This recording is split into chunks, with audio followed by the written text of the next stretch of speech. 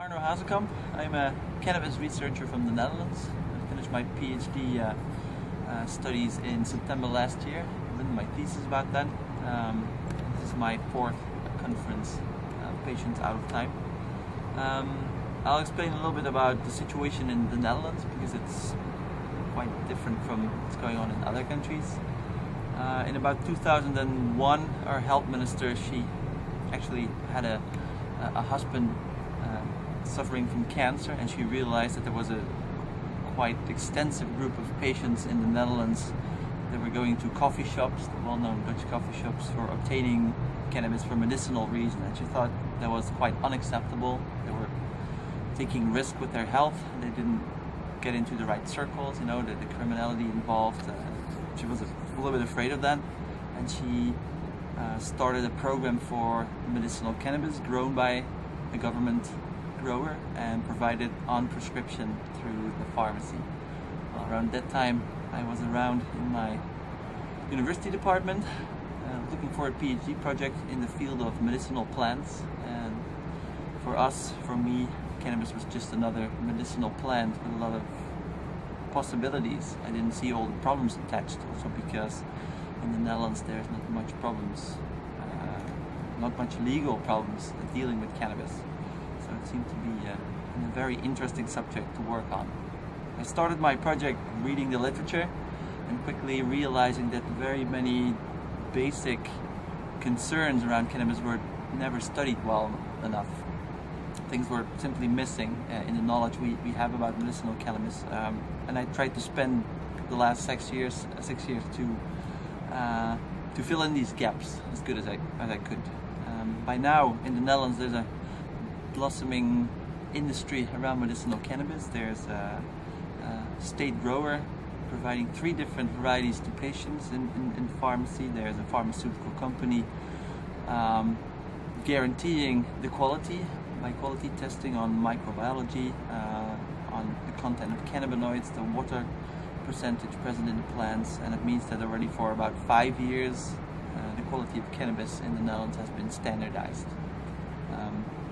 Well, after a few years, pharmacists and doctors, people who could prescribe, started also to see that indeed medicinal cannabis had some value. You can't force a doctor to write a prescription, you have to educate them, it takes some time.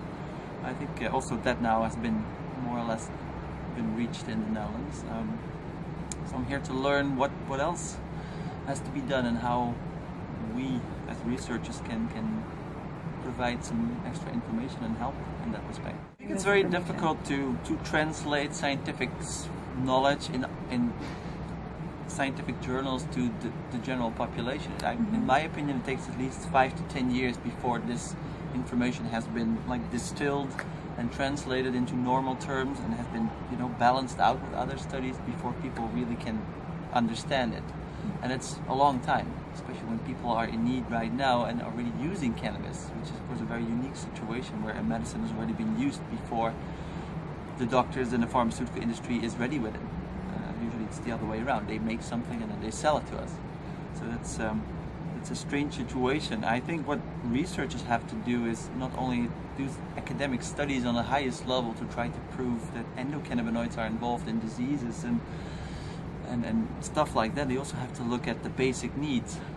One of my own studies was focusing on cannabis tea, because in the Netherlands the Dutch government was realizing that telling people to go smoking while the whole trend, not only in the Netherlands but everywhere in Western countries, is against smoking.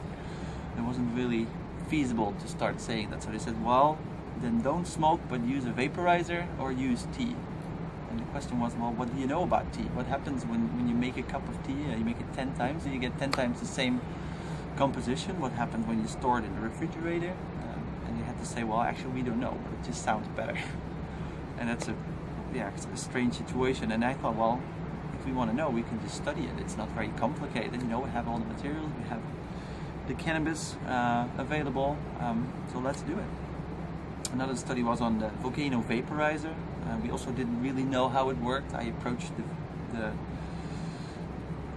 producer of the volcano vaporizer and I asked him, what do you actually know about your vaporizer? He said, well, it works. I said, well, how do you know? He said, well, I inhaled the vapor and I get stoned.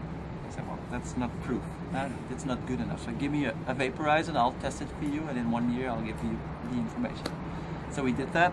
We found out exactly how it works, that it's reproducible and reliable, and now already 3 different clinical trials have been done based on this single study. So I think if you ask the right questions and you have a systematic approach to find the answer, you can solve a lot of problems that have been hunting us already for too long.